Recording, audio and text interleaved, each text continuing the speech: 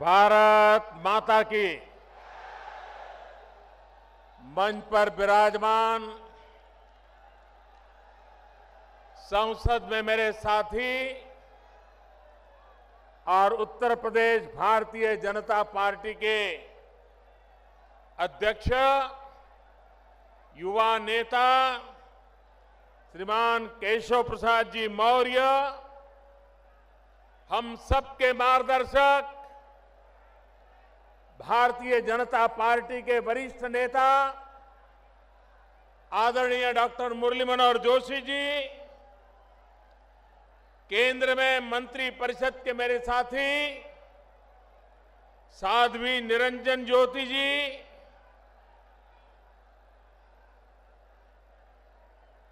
संसद में मेरे साथी श्री ओम जी, श्री देवेंद्र सिंह जी, केंद्र में मंत्री परिषद के मेरे साथी श्रीमान राजीव प्रताप रूडी जी, विधायक एवं महासचिव श्री सलील बिश्नोई जी, प्रदेश सचिव श्रीमान स्वतंत्र देव पटेल जी, श्रीमान विजय बहादुर पाठक जी, मानवेंद्र सिंह जी, कौशलेंद्र सिंह पटेल, बाबूराम निषाद, श्रीमती कृष्णा पासवान जी, प्रकाश शर्मा जी, सुरेंद्र मैथानी जी, अरुण पाठक जी, राहुल अग्निहोत्री जी, सत्यदेव पचौरी जी, श्रीमती अनीता गुप्ता जी, श्री रघुनंदन भदौरिया जी, रामशरण कटियार जी, सतीश महाना जी, श्रीमान हरद्वार दुबे जी और विशाल संख्या में पधारे हुए मेरे प्यारे भाई और बहनों,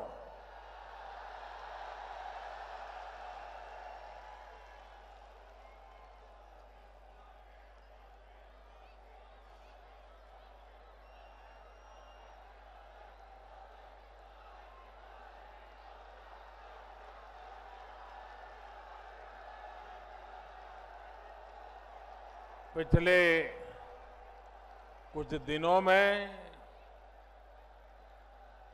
मुझे उत्तर प्रदेश में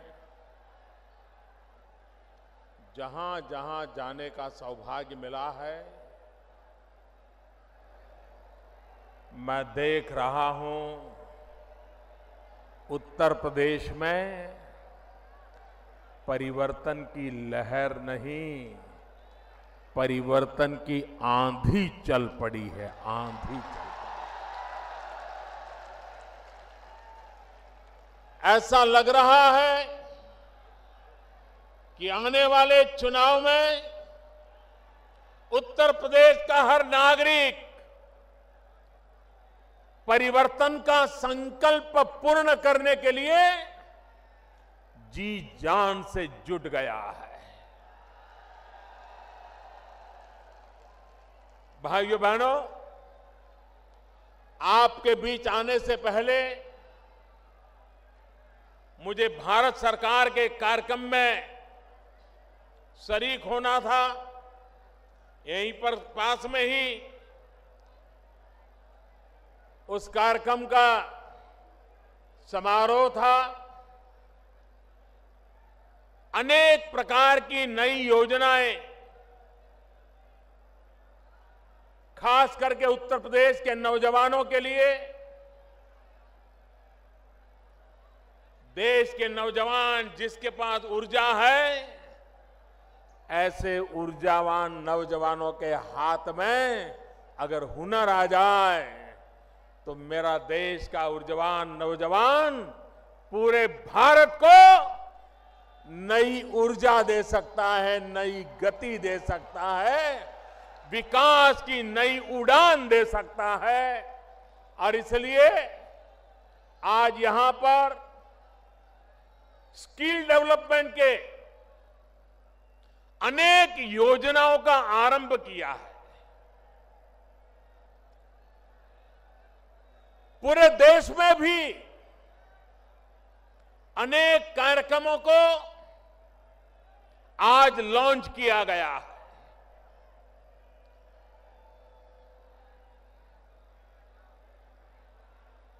देश और दुनिया में आने वाले दिनों में जिनके पास युवा धन है, युवा शक्ति है, वे विश्व में अपनी ताकत दिखा सकता है, अपना अस्तित्व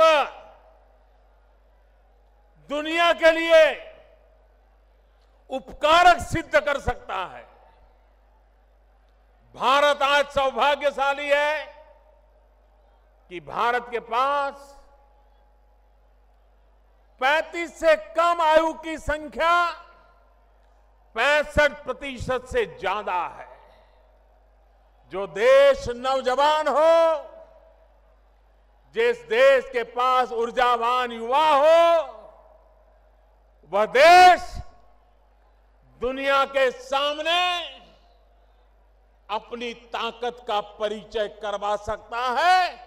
लेकिन वो तब संभव होता है जब उसके हाथ में हुनर हो, काम का अवसर हो, देश में गति हो, विकास की उड़ान हो। तो भाइयों बहनों, भारत में गरीबी को खत्म करने में देर नहीं लग सकती। भाइयों बहनों, ये ताकत मेरे देश के युवा में है। आज हमने गैस पाइपलाइन का भी लोकार्पण किया, बिजली के लिए एक सबस्टेशन का भी लोकार्पण किया। ये प्रोजेक्ट एक प्रकार से ऊर्जा के प्रोजेक्ट है, एनर्जी के प्रोजेक्ट है। ये प्रोजेक्ट भी आर्थिक बदलाव लाने में ऊर्जा का काम करते हैं। भाइयों बहनों, आपने देखा होगा ये उत्तर प्रदेश का अधिकार है, ये उत्तर प्रदेश का गौरव है कि उत्तर प्रदेश ने देश को स्थिर सरकार देने में बहुत बड़ा योगदान दिया है। 30 साल तक देश में स्थिर सरकार नहीं थी।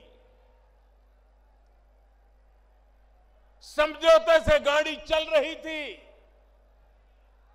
निर्णय नहीं होते थे।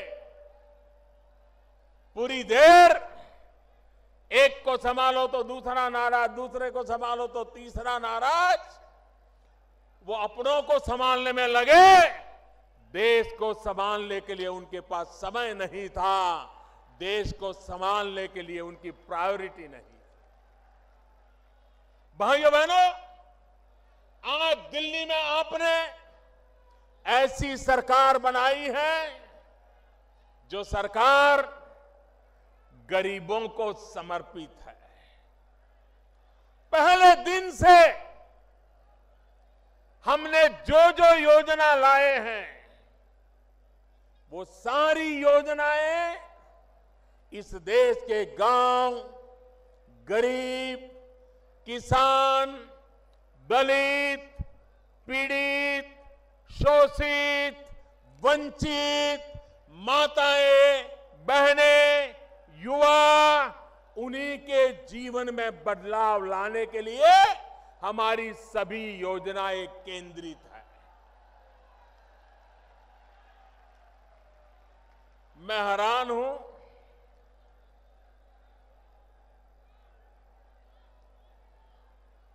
एक तरफ हम देश को भ्रष्टाचार से मुक्त कराने की लड़ाई लड़ रहे हैं, काले धन से देश को मुक्त कराने की लड़ाई लड़ रहे हैं। हमारा एजेंडा है भ्रष्टाचार बंद हो, हमारा एजेंडा है काला धन बंद हो, लेकिन उनका एजेंडा है संसद बंद हो, संसद बंद हो, संसद बंद। पूरा महीना संसद चलने नहीं दी। ये संसद क्यों चलने नहीं दी भाई? पार्लियामेंट में चर्चा क्यों नहीं की? राष्ट्रपति के कहने के बाद भी हो हल्ला करते रहे, नारे बुलाते रहे। ये इसलिए करते थे कि जिन मुद्दों पर सरकार चर्चा चाहती थी, इससे वो भाग रहे थे, डर रहे थे। अब तक जिन्होंने सरकारें चलाई हैं, उनके लिए हिसाब देना जरा महंगा पड़ रहा था और इसलिए संसद में हो हल्ला करो, नारेबाजी करो, स्पीकर महोदय पर कागज के टुकड़े फेंको, यही काम करते रहे। अरे म्युनिसिपैलिटी में चुने हुए लोग भी ऐसा व्यवहार करने से पहले 50 बार सोचते हैं। देश की संसद को, उसकी गरिमा को अपने राजनीतिक स्वार्थ के लिए चोट पहुंचाने का प्रयास, मेरे देशवासियों, ये बातें सामान्य नहीं है, गंभीर है। देशवासियों को समझना होगा।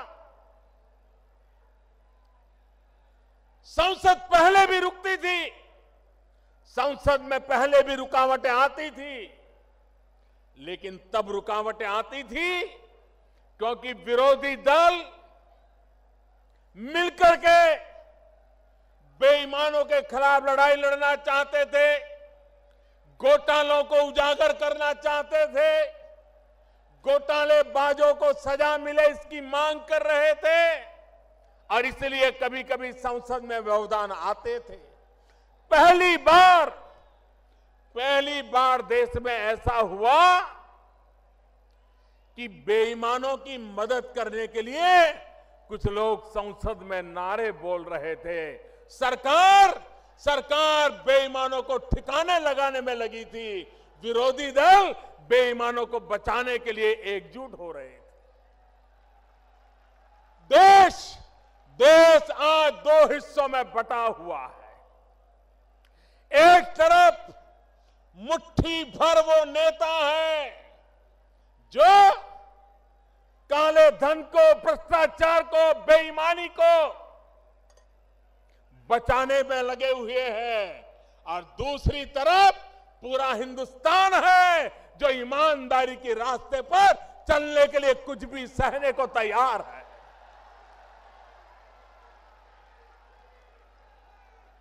भाइयों बहनों,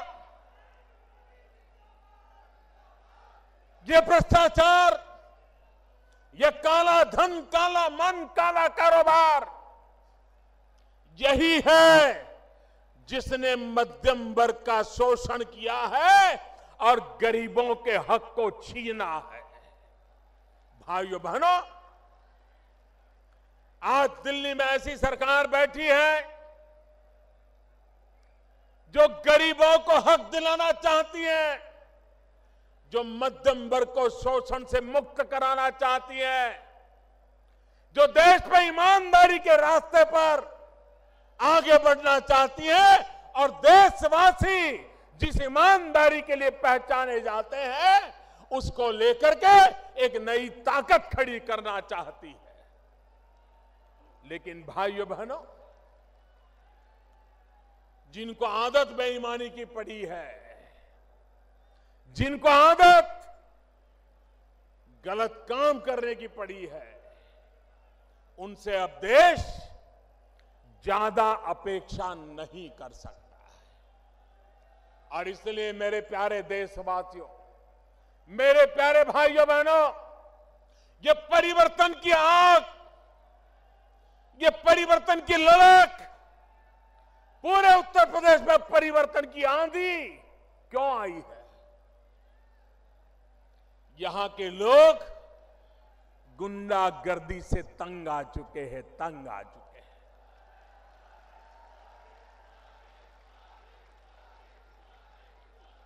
हर कोई गुंडागर्दी कर रहा है। सरकार में बैठे लोग गुंडागर्दी करने वालों को सह दे रहे हैं भाइयों, तो सामान्य मानवी जाएगा कहां? उसका मकान छीन ले, उसकी जमीन छीन ले, वो जाएगा कहां? भाइयों बहनों, जब तक लखनऊ में सरकार नहीं बदलोगे, ये गुंडागिर्दी करने वाले ठिकाने नहीं लगने वाले। सामान्य मानवी को परेशान करने वाले लोग चुप बैठने वाले नहीं हैं। और इस चुनाव में भी ये गुंडागिर्दी पालने वाले और गुंडागिर्दी करने वाले बेखौफ होकर के चुनाव में अनाप शनाप सब कुछ करने पर तुले होंगे, लेकिन ईमानदारी के रास्ते पर चलने वाला हिंदुस्तान का नेक दिल इंसान उत्तर प्रदेश के भविष्य के लिए संकल्पबद्ध होकर के परिवर्तन ला करके रहने वाला है, ये मैं साफ देख रहा हूं। भाइयों बहनों,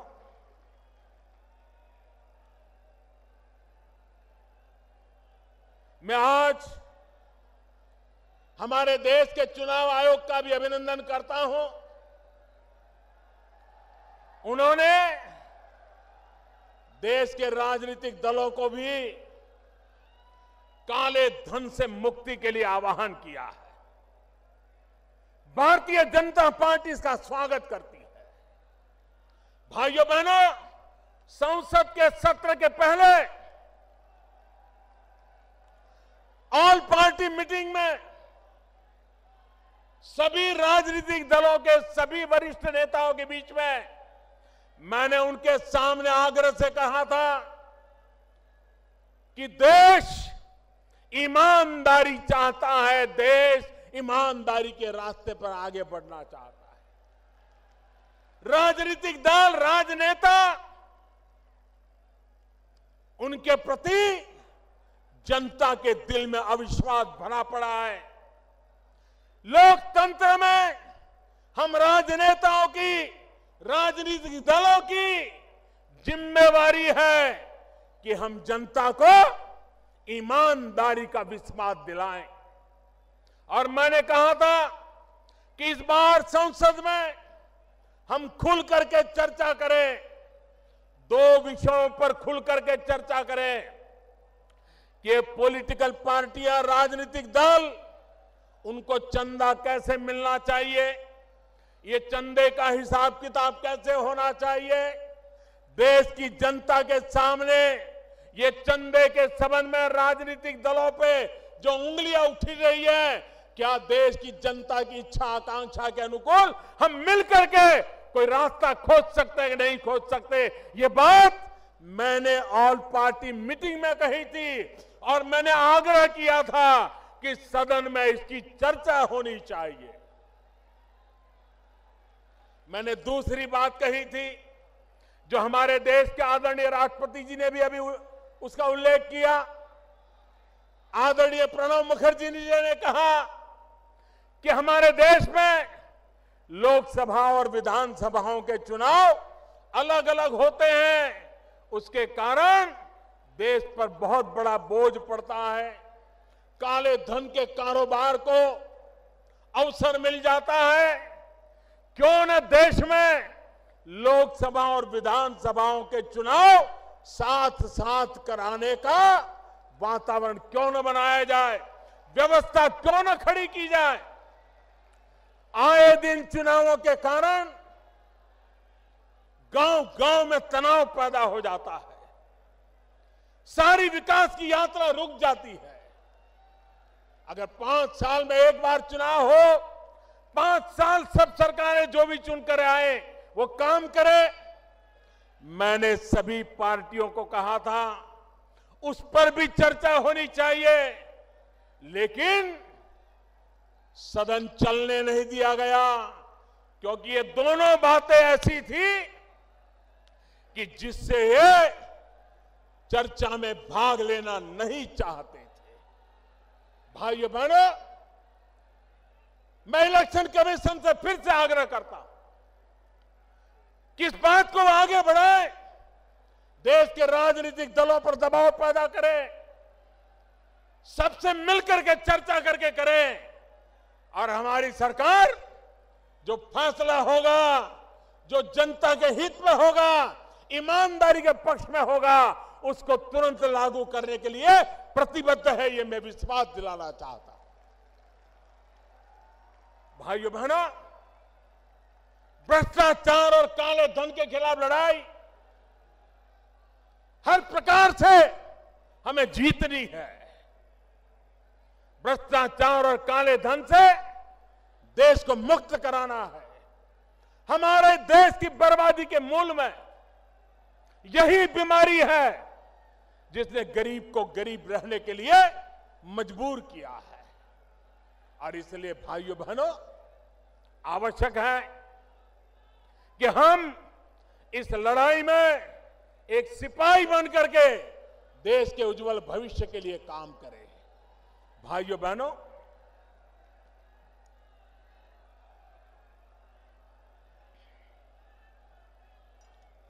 आठ नवंबर को हमने नोटबंदी का निर्णय किया। आप जानते हैं कैसे कैसे लोगों के पसीने छूट गए हैं, जिन्होंने गरीबों का लूटा है। वे आज परेशानियां झेल रहे हैं, रास्ते खोज रहे हैं। गरीबों के घर जाकर के कतार लगा के खड़े हो गए थे कि मेरे पैसे हैं, कुछ तुम रख लो, बैंक में जमा कर दो ताकि मैं बच जाऊं। भाइयों बहनों, जब 1000 की नोट थी तो 100 की नोट को कोई पूछता नहीं था। अब 1000 और 500 की चली गई तो 100 वालों की ताकत बढ़ गई, ताकत बढ़ गई। वो भी दिन थे जब बड़े बड़े लोगों की पूछ होती थी, छोटे लोगों को पूछता नहीं था। अब छोटी नोट भी पूछी जाती है, पूजी जाती है, छोटे लोग भी पूछे जाते हैं, पूजे जाते हैं। ये बदलाव आया है। भाइयों बहनों, कांग्रेस पार्टी 35 साल पहले जो कानून बनाया था पॉलिटिकल पार्टियों के हिसाब किताब के संबंध में, हमारी सरकार ने उसमें फुल स्टॉप कॉमा को भी हाथ नहीं लगाया है।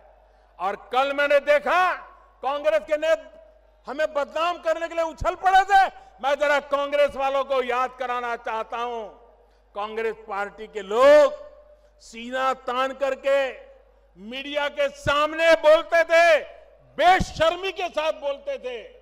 जब सीताराम केसरी कांग्रेस पार्टी के कोषाध्यक्ष हुआ करते थे, परमानेंट कोषाध्यक्ष थे, और सीताराम केसरी कैसे कोषाध्यक्ष थे तो खुद कांग्रेस के लोग बोलते थे, न खाता न वही, जो केसरी कहे वो ही सही।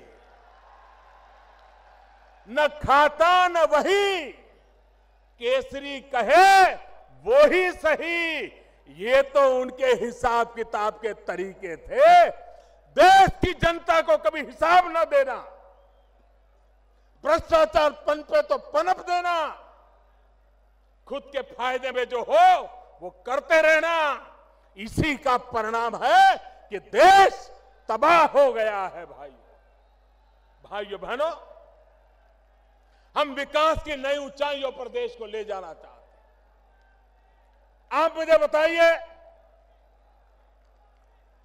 आजादी के 70 साल बाद उत्तर प्रदेश में इतनी सरकारें आके गई, इतने सारे प्रधानमंत्री बने उत्तर प्रदेश से, उसके बावजूद भी उत्तर प्रदेश में करीब 1500-1600 गांव ऐसे हैं जहां पर 21वीं सदी में भी बिजली का खंभा नहीं पहुंचा, बिजली का तार नहीं पहुंचा, बिजली का लट्टू नहीं लगा।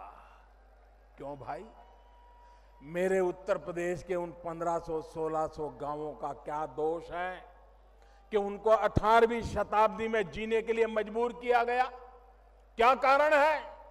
भाइयों बहनों, मैंने लाल किले पर से आह्वान किया था पिछले वर्ष, और मैंने कहा था 1000 दिन में हिंदुस्तान के जो 18,000 गांव, जिसमें उत्तर प्रदेश के 1500-1600 गांव है, 1000 दिन में मैं बिजली पहुंचा दूंगा।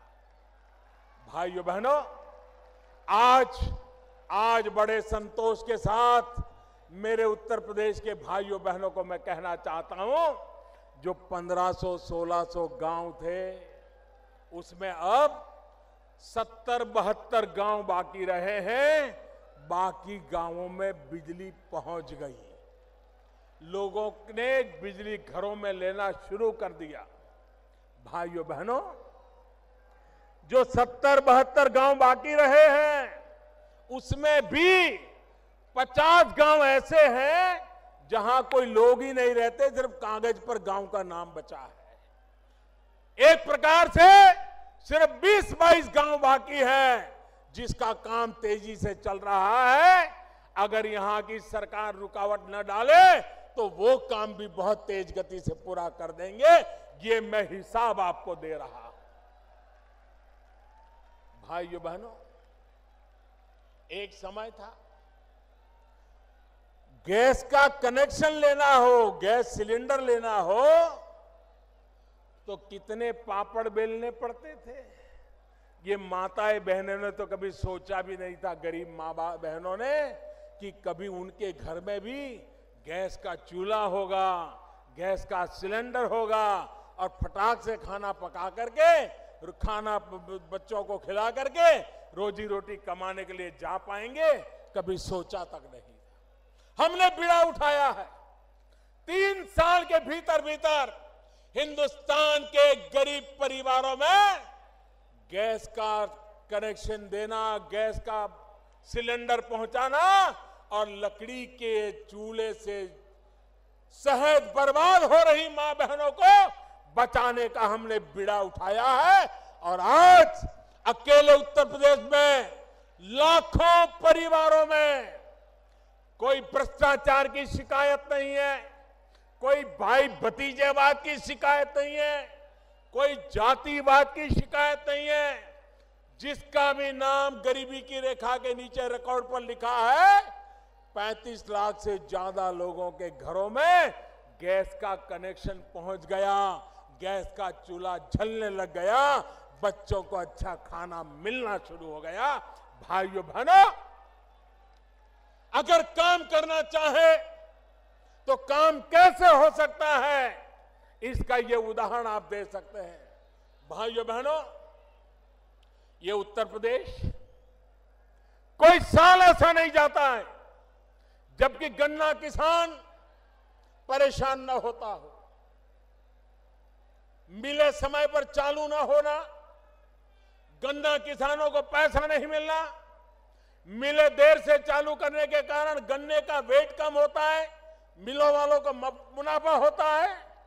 पहली बार भाइयों बहनों समय पर मिले चालू हुई है, और गन्ना किसानों के 2013, 14, 15 में जो बकाया राशि 20-22 हजार करोड़ थी, उसको भुगतान करने में हमारी सरकार ने सफलता पाई है। भाइयों बहनों, यह काम होता है, और इसलिए हम देश के किसान को भी ताकत देना चाहते हैं। सॉइल हेल्थ कार्ड, यूरिया का निम कोटिंग, आप जानते हैं यूरिया का क्या उपयोग होता था। मैं जरा दिल्ली वालों को कहना चाहता हूं, दिल्ली वाले बड़े चाव से जो दूध पीते थे ना, उनको पता भी नहीं चलता था कि सही में गाय या भैंस का दूध कौन सा है और यूरिया से बना हुआ सिंथेटिक दूध कौन सा है, पता तक नहीं चलता था। यूरिया का उपयोग खेत में किसानों को मिलने के बजाय देश को बर्बाद करने पर तुले हुए मुट्ठी भर लोग उसमें से सिंथेटिक दूध बना करके दिल्ली के लोगों तक पहुंचा देते थे। अब हमने यूरिया का नीम कोटिंग कर दिया। अब यूरिया का नीम कोटिंग करने के कारण उसका सिर्फ एक ही उपयोग हो सकता है और वो जमीन में खेत में डालने के सिवाय कोई उपयोग नहीं हो सकता है। बताइए मेरे भाइयों बहनों, करोड़ों करोड़ों बच्चों की जिंदगी हमने बचाई कि नहीं बचाई? बताइए मेरे भाइयों बहनों, करोड़ों करोड़ों बच्चों की जिंदगी बचाई कि नहीं बचाई? एक निर्णय, नीम कोटिंग, यूरिया का नीम कोटिंग सिंथेटिक दूध बनाने वालों के धंधों पर चोट पहुंचा दी और देश के करोड़ों बच्चे जिनको इस प्रकार का यूरिया से बना हुआ दूध पिलाने के लिए मजबूर किया जाता था, उन बच्चों की जिंदगी बचाने का काम एक निर्णय से हमने कर लिया है भाइयों। ये नोटबंदी भी ऐसी है, एक निर्णय से अच्छों का खेल खत्म हो चुका है। कुछ लोगों को लगता था कि बैंक में पैसे डाल दिए तो सफेद हो जाएंगे। ये गलती कर गए, उनको पता नहीं था ये सरकार ईमानदारी की सरकार है, ईमानदारी के लिए सरकार है, ईमानदारों के कारण ये सरकार है। और इसलिए जो सरकार ईमानदारों के कारण हो, जो सरकार ईमानदारी के लिए हो, जो सरकार ईमानदारों के लिए हो, उस सरकार को कम मता किए फंस गए। उनको लग रहा था अब हमने टेक्नोलॉजी से ढूंढ रहे हैं कहां से रुपया आया, कब आया, वो आया था वो कौन था, सीसीटीवी कैमरा में देखा जा रहा है। और आपने देखा होगा दमादम रुपये पकड़े जा रहे हैं कि नहीं पकड़े जा रहे हैं। पहले कभी ये दृश्य देखा था? पहले कभी देखा था ये लूटने वालों पर हाथ लगाने की किसी की ताकत थी?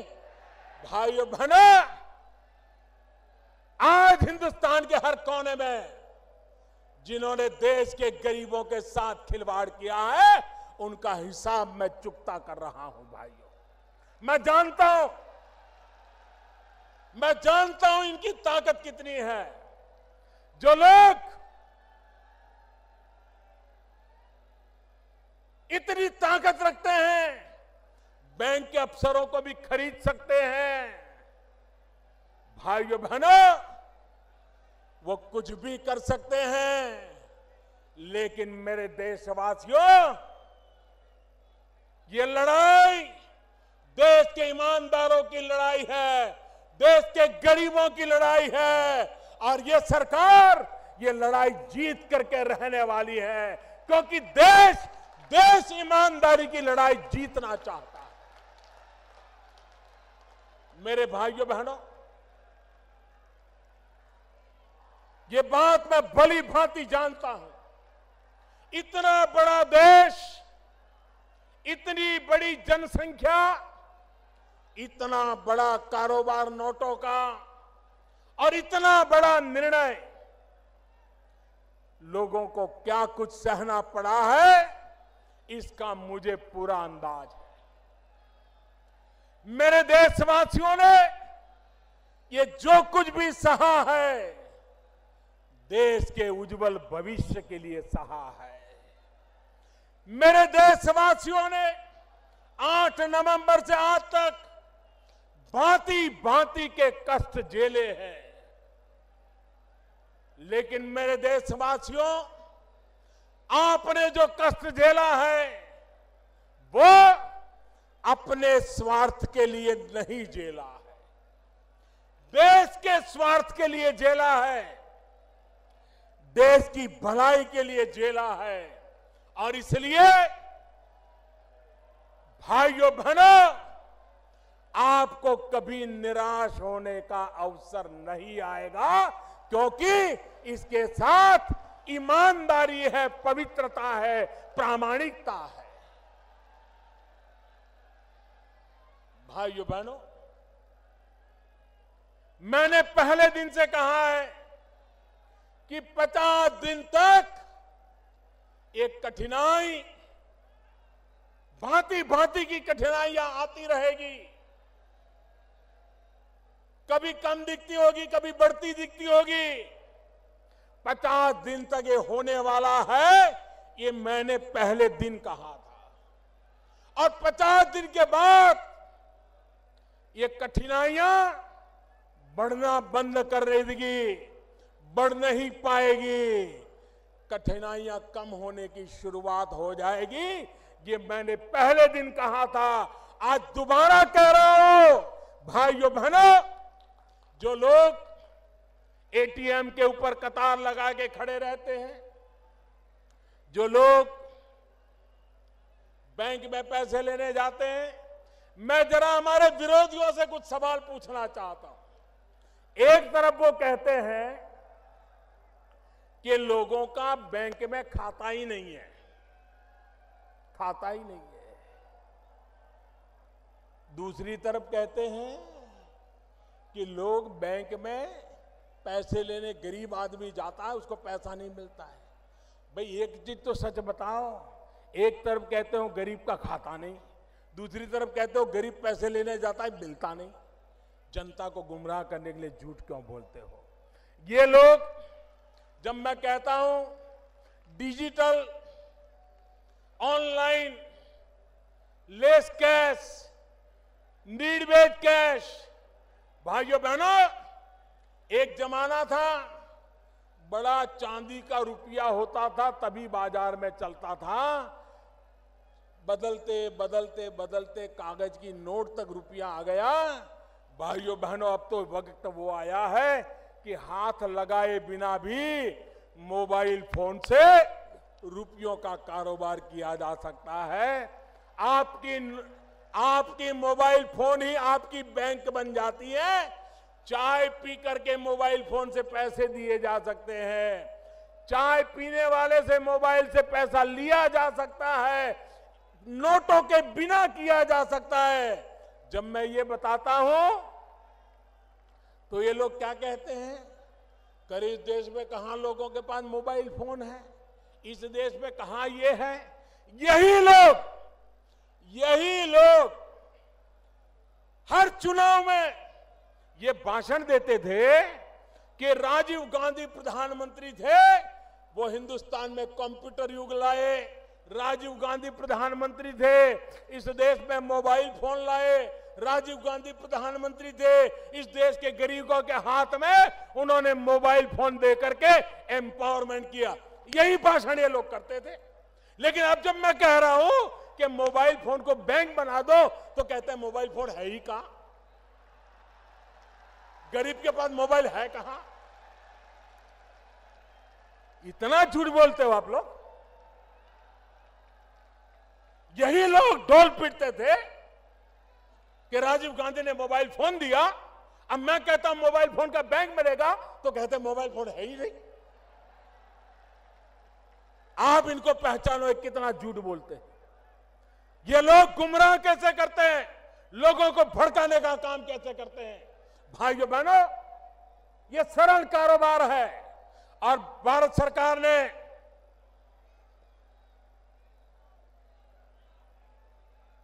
देश के गरीबों के लिए एक बहुत अच्छी योजना बनाई है। मैं ये योजना आपको बताता हूं, आप घर घर पहुंचाओगे, घर घर पहुंचाओगे, जोर से बताइए, घर घर पहुंचाओगे, हर दुकानदार को पहुंचाओगे, गांव गांव पहुंचाओगे, पक्का पहुंचाओगे। भारत सरकार ने ये ऑनलाइन पेमेंट के लिए, ई वॉलेट के लिए, डिजिटल करेंसी के लिए, मोबाइल बैंक के लिए एक बहुत बड़ी योजना बनाई है। 25 दिसंबर क्रिसमस की गिफ्ट के रूप में इसकी शुरुआत होने वाली है। और योजना ये है कि 8 नवंबर से अब तक 25 तारीख तक अगर आपने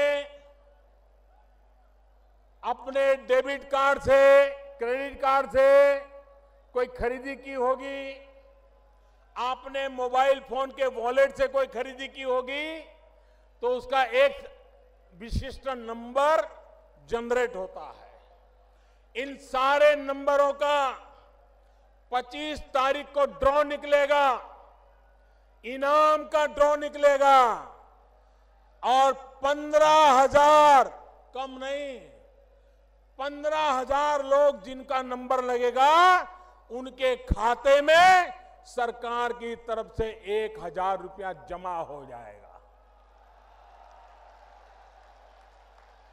ये काम हर दिन होने वाला है, एक दिन नहीं, हर दिन होने वाला है, 100 दिन तक चलने वाला है। मतलब कि हर दिन नए 15,000 लोग, जिसको एक बार मिल जाएगा उसको दोबारा नहीं मिलेगा। हर दिन 15,000 लोगों को 1,000 रुपया उनके खाते में जाएगा।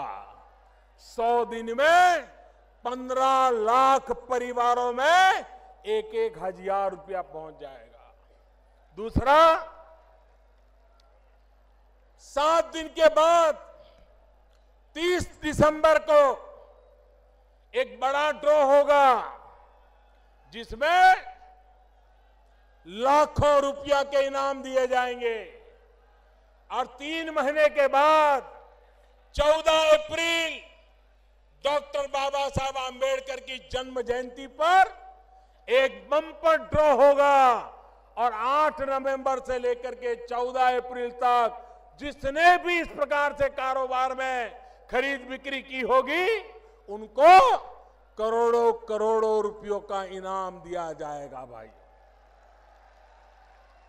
ये तो हो गया ग्राहक के लिए, लेकिन दुकानदार के लिए भी इनाम है। जो दुकानदार ये मोबाइल फोन से माल बेचता है, डेबिट कार्ड, क्रेडिट कार्ड से माल बेचता है, उसका भी अलग नंबर निकलेगा और उसका भी ड्रॉ होगा और हर सप्ताह उसको हजारों रुपयों के इनाम दिए जाएंगे। ये हर सप्ताह होता रहेगा। व्यापारियों को भी इनाम मिलेगा, ग्राहक को भी इनाम मिलेगा, लेकिन ये इनाम बड़े लोगों के लिए नहीं है, ये इनाम छोटे लोगों के लिए है। जो 50 रुपये से ज्यादा खरीद करता है और जो 3,000 रुपये से कम खरीदता है उसी को इसका लाभ मिलेगा। 3,000 से ज्यादा खर्च करने वाले को इनाम की जरूरत नहीं होती है। ये गरीब के लिए है, गरीब के लिए।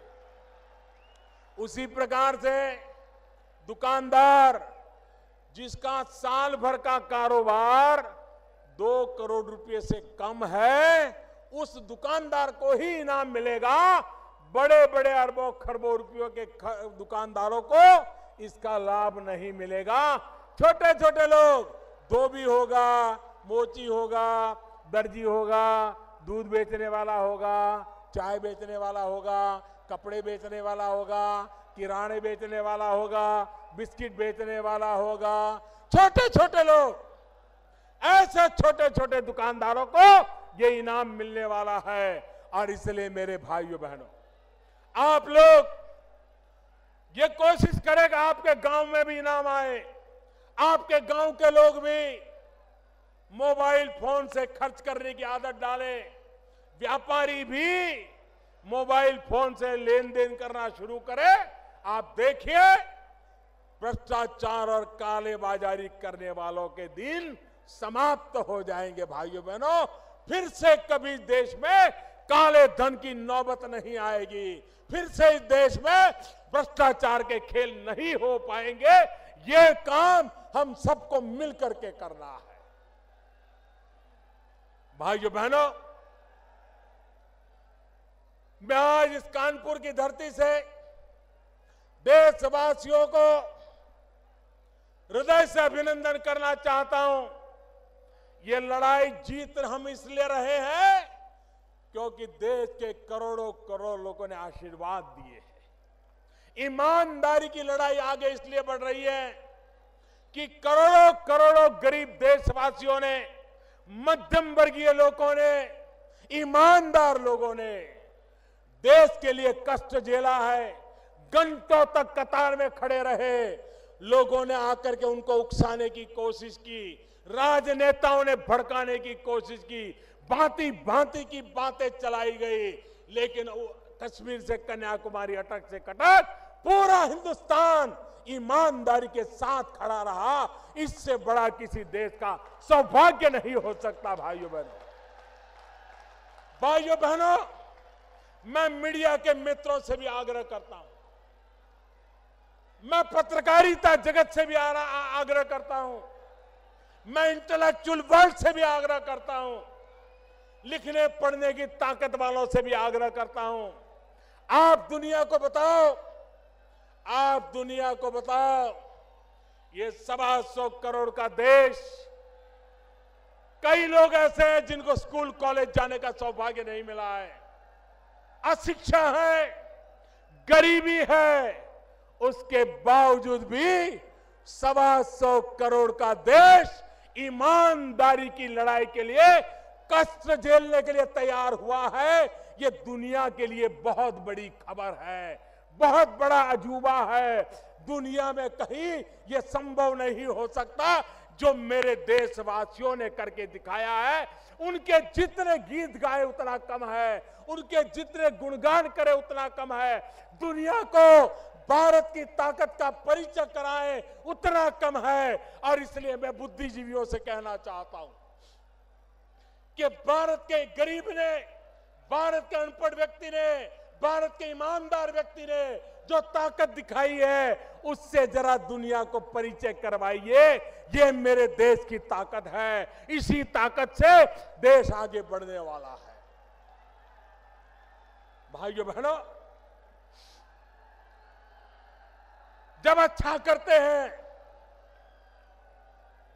तो तप करना पड़ता है, तपस्या करनी पड़ती है और तप झेलना भी पड़ता है। मेरे देशवासियों ने अद्भुत कमाल की है भाइयों, अद्भुत कमाल की। इतिहास इस घटना को इसलिए याद नहीं करेगा कि कौन प्रधानमंत्री था और किसने निर्णय किया था। इतिहास इस घटना को इस रूप में देखेगा कि 125 करोड़ का देश ईमानदारी के लिए कैसे खड़ा हो गया था। यह इतिहास दर्जित करने वाला है। इस लड़ाई का विजय किसी प्रधानमंत्री का नहीं है, इस लड़ाई का विजय किसी दल का नहीं है, इस लड़ाई का विजय किसी सरकार का नहीं है। ये लड़ाई का विजय ईमानदार देशवासियों का विजय है, ईमानदारी का विजय है। ईमानदारी पर देश को आगे ले जाने की लड़ाई का विजय है। और इसलिए मेरे प्यारे भाइयों बहनों, आपने जो आशीर्वाद दिया है, आपने जो आशीर्वाद दिया है, इसको मैं शत शत नमन करता हूं। मुझे फिर एक बार भाइयों बहनों, मुझे बताइए, हाथ ऊपर करके बताइए, ईमानदारी की लड़ाई लड़नी चाहिए कि नहीं लड़नी चाहिए? बेईमानी खत्म होनी चाहिए कि नहीं होनी चाहिए? भ्रष्टाचार जाना चाहिए कि नहीं जाना चाहिए? काला धन मिटना चाहिए कि नहीं मिटना चाहिए? काला धन के कुबेरों को सजा होनी चाहिए कि नहीं होनी चाहिए? देश का शुद्धिकरण होना चाहिए कि नहीं होना चाहिए? आप मुझे दोनों हाथ ऊपर करके आशीर्वाद दीजिए, आप मुझे आशीर्वाद दीजिए। आप ही की ताकत के बदौलत, आप ही की ताकत के बदौलत ये देश जीतने वाला है, ये देश ईमानदारी के रास्ते पर चलने वाला है। भाइयों बहनों, आओ आओ हम मिल करके आगे बढ़े और जो सपना लेकर के निकले हैं उस सपने को पूरा करके रहे। बहुत बहुत धन्यवाद, बहुत बहुत धन्यवाद आपका। मैं आपका बहुत बहुत आभारी हूं। अब मैं